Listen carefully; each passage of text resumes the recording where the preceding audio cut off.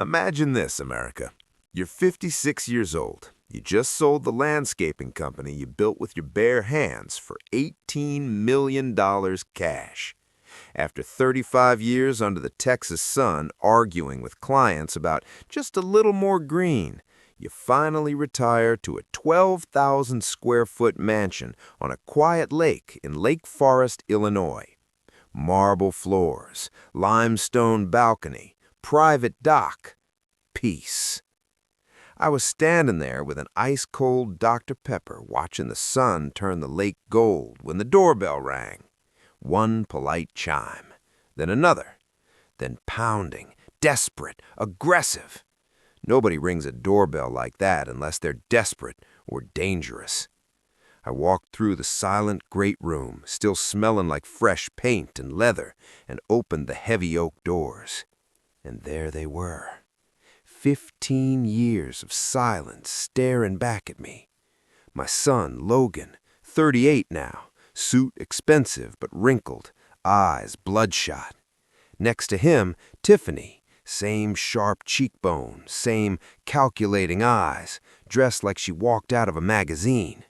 And behind a mountain of suitcases stood a thin teenage girl I barely recognized. Mia, my granddaughter, 17 years old. I hadn't seen her since she was 2. She looked like a ghost. I waited. I waited for an apology, for, "Dad, I'm sorry we missed Mom's funeral," for, "I'm sorry we erased you from our lives." Tiffany smiled softly. "Hank, you look good," she said gently. "This place is beautiful. We didn't know where else to go." Fake warmth. I remembered that tone. I didn't move. "You two stay right there," I said. "I haven't decided if I'm calling the police yet." Then Mia whispered, "Grandpa." Her voice was paper thin. She swayed on her feet. That word hit harder than the $18 million ever did. "What's wrong with her?" I asked. "Just exhausted," Tiffany said quickly. "Flu. She needs a bed. Please don't make her stand out here." I knew what she was doing, using the girl as a shield, and damn it, it worked. "Only her," I said. "You two don't move." Logan rushed forward, carrying suitcases like a man carrying guilt. Tiffany followed slowly, eyes scanning the marble floors, the chandelier, the lake view, evaluating, calculating. I stepped in front of her. "This isn't a hotel," I said. "You have 30 minutes to explain why you disappeared for 15 years. She tilted her head sympathetically. "Hank, Logan didn't have the childhood other kids had, Hank. You were always working, always tired. Maybe now you can finally make that right." There it was. Not anger, manipulation. I looked at Mia again, pale, shaken. "Fine," I said. "She stays tonight. That's it." Relief flashed across Tiffany's face too quickly. They thought they'd won something. That night, I lay in bed listening to strangers walk through my house. Through the hallway vent, I heard Tiffany whisper, "He's scared of being alone. That's the key. Just agree with him. Be patient." I stared at the ceiling. My hands weren't shaking. They were steady. They wanted patience. I could be patient. For the first time in 15 years, I smiled. Not a happy smile, a cold one. "Welcome home, son," I whispered into the dark. "Welcome home."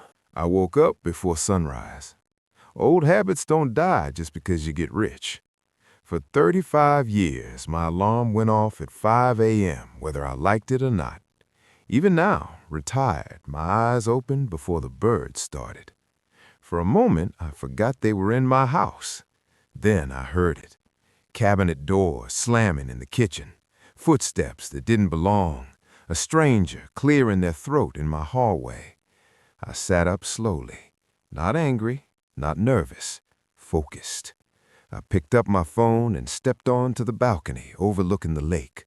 Cold air, silence, privacy. I called the one person Tiffany had no idea existed. "My attorney," I said when he answered. "I need cameras installed today, inside the house, and I need paperwork drawn up. the kind that looks generous but isn't. He didn't ask questions. Good lawyers don't. I'll have a team there by noon, he said. I went downstairs. Tiffany was already in my kitchen, wearing one of my coffee mugs like she owned the place. Logan sat at the island, staring into space. Mia was at the table, wrapped in a blanket, looking smaller than I remembered. Tiffany smiled warmly. "Morning, Hank. We made breakfast." We. She had never cooked a meal for me in her life. I nodded politely and poured myself coffee. Then I did something she didn't expect. I sighed, a long, tired sigh. "You know," I said, staring into the mug, "this house gets real quiet at night." Tiffany's eyes flicked up instantly. Hook set. Logan didn't notice. He was too busy being ashamed of himself. "I haven't updated my will since I moved here," I added casually. "Probably should. Hard keeping track of everything alone." Tiffany leaned against the counter, voice soft. "That must be overwhelming for you, Hank, managing all this by yourself?" I nodded slowly. "Yeah, sometimes I forget where paperwork is. Bank stuff, trust documents. Gets confusing." Her eyes sharpened for half a second.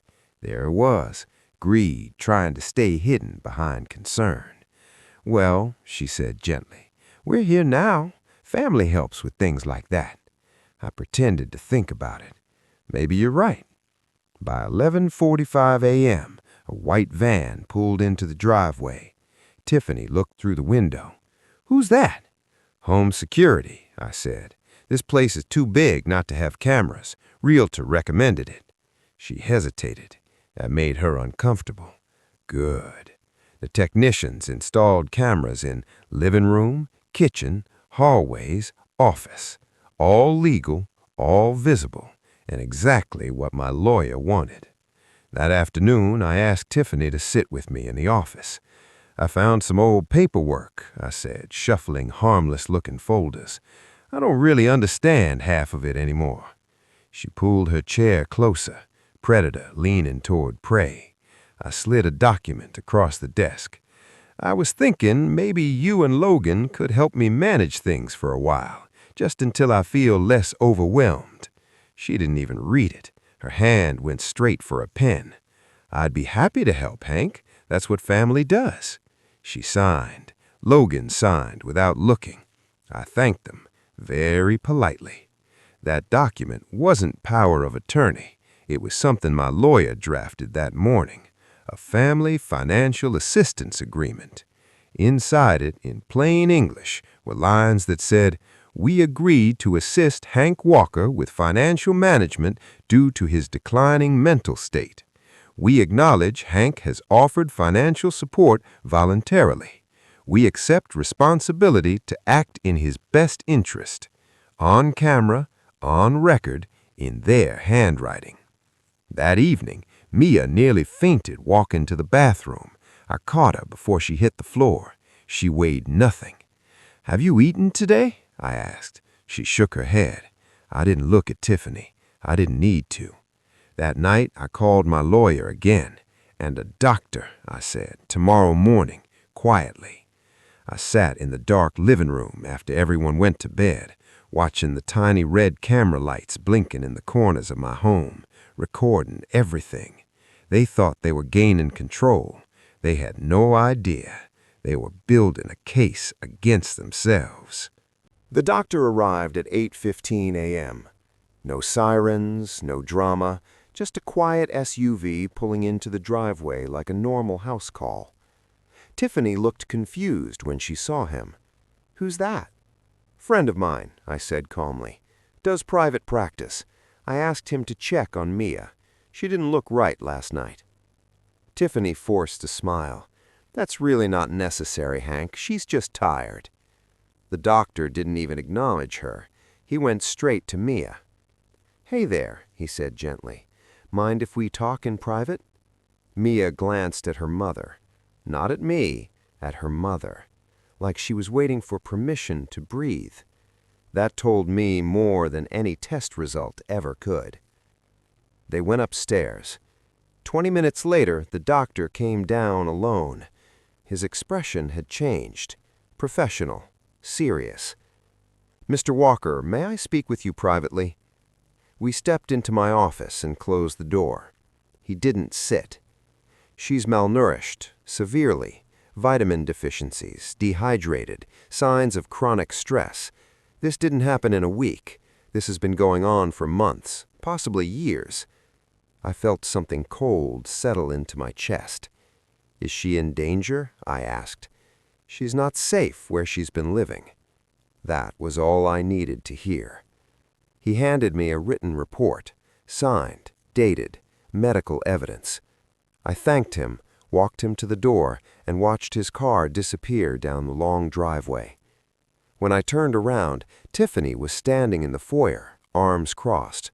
"What did he say?" I looked at her calmly. "He said she needs rest." She relaxed, too quickly. That afternoon, I did something very simple. I took Mia fishing. Just the two of us. No Tiffany, no Logan. We sat at the edge of the private dock, feet hanging over the water. For a long time, she said nothing. Then finally, "Grandpa, are we in trouble?" "We." That word broke me. "No," I said softly. "You're safe here." She stared at the water. "Mom gets mad when I eat too much, says groceries are expensive." I didn't say anything. I just let her talk. "She says I'm dramatic when I say I'm tired." Pause. "She says I ruin things." I swallowed hard. Every word was a nail in Tiffany's coffin, and Mia didn't even know it. That evening, I called my lawyer again. Then I made a second call, Adult Protective Services. I didn't accuse, I didn't yell. I just said, "I have medical documentation and video recordings that suggest a minor may be suffering neglect. I'd like to know what my options are as her grandfather." They took me very seriously, because in America, when you say medical proof and video evidence, people listen. That night, Tiffany tried a different approach. She came into my office with tea, sat across from me, soft voice, gentle eyes. "You've been so kind, Hank. We really appreciate everything you're doing. Logan and I were thinking maybe it's time we talked about making things official, paperwork, so we can help you properly." I looked up slowly. "Paperwork?" "Yes," she smiled. "Power of attorney, just in case, so no one can take advantage of you." The irony was beautiful. I nodded like I was considering it. "Maybe tomorrow," I said. She smiled, satisfied, and left the room. She thought she was steering this ship. What she didn't know was that Adult Protective Services was already reviewing Mia's case, and my lawyer was preparing guardianship papers, and every word she spoke was being recorded by 4 cameras in this house. They thought this was about money. They were wrong. This was about a child. And now, it was personal. It happened at 10:42 a.m. Not a doorbell. A knock. Firm, professional, controlled. The kind of knock that doesn't ask to come in. It announces that it already can. Tiffany looked up from the kitchen island. "Are you expecting someone?" I glanced at my watch. "Yes," I said calmly. Logan went to the door and opened it. 2 people stood there. A woman in a navy blazer holding a folder. A uniformed police officer beside her. "Good morning," the woman said politely. "Adult Protective Services. We're here regarding a welfare concern for Mia Walker." Tiffany froze. Not panic, confusion, like her brain couldn't process what she was hearing. "I'm her mother," she said quickly. "There must be some mistake." The APS worker smiled professionally. "We just need to ask a few questions, standard procedure when medical documentation is submitted." Medical documentation. Tiffany's eyes flicked to me. For the first time since she arrived, she looked unsure. They asked to speak with Mia privately. Tiffany tried to follow. The officer stepped slightly into her path. "Ma'am, just the child for now." Logan looked like he might faint. They went into the living room. 20 minutes passed. Nobody spoke. You could hear the clock ticking on the wall. Finally, the APS worker came back into the foyer. Her tone had changed. Based on the medical report and the minor's statements, we are opening a formal neglect investigation. Tiffany's voice sharpened. This is ridiculous. Hank, tell them this is a misunderstanding. I didn't say a word. I just watched. The officer turned to Tiffany. Ma'am, we also need to ask about the child's eating schedule, medical visits, and school attendance. She stumbled over her answers, because lies fall apart under simple questions. Then came the sentence that ended everything. Until this investigation is complete, Mia will remain here under temporary supervision of Mr. Walker. Silence. Logan looked at me like I'd just revealed I was someone he never knew. Tiffany's mask cracked. You did this, she whispered. I met her eyes. No, I said calmly. You did. But it wasn't over, because 5 minutes later, another car pulled into the driveway. My attorney. He walked in holding a thin leather folder. Perfect timing, he said pleasantly. Tiffany turned toward him. Who is this? My lawyer, I said. Her face drained of color. He opened the folder and placed a document on the kitchen island. The Family Financial Assistance Agreement you signed yesterday, he said politely. Very helpful. She looked at the paper, then at me, then back at the paper. He continued, You acknowledged in writing that Mr. Walker was in a declining mental state and that you intended to manage his finances. She stopped breathing. That, combined with recorded video footage in the home, constitutes attempted elder financial exploitation under Illinois law. Logan whispered, Tiffany, what is he talking about? She didn't answer, because she knew. The officer hadn't left. He was listening to every word. My lawyer spoke gently, like explaining something to children. At this point, it would be wise for you both to stop speaking. Tiffany's confidence was gone, replaced by something new. Fear. Real fear. You set us up, she whispered. I shook my head. No, I said calmly. You did. And then I delivered the line she would never forget. You thought I was the old man in this house. I stepped closer. You were wrong. The APS worker walked Mia back into the room. She came straight to me, didn't look at her parents, just stood beside me. That told the officials everything they needed to know. The officer turned to Logan and Tiffany. We're going to need you to come with us to answer a few questions. Not arrested, not yet, but close enough to taste it. As they walked toward the door, Tiffany turned back to me, hatred in her eyes. This isn't over. I nodded calmly. Oh, I said, it is. The house felt different the next morning. Lighter, quieter, like it could finally breathe again.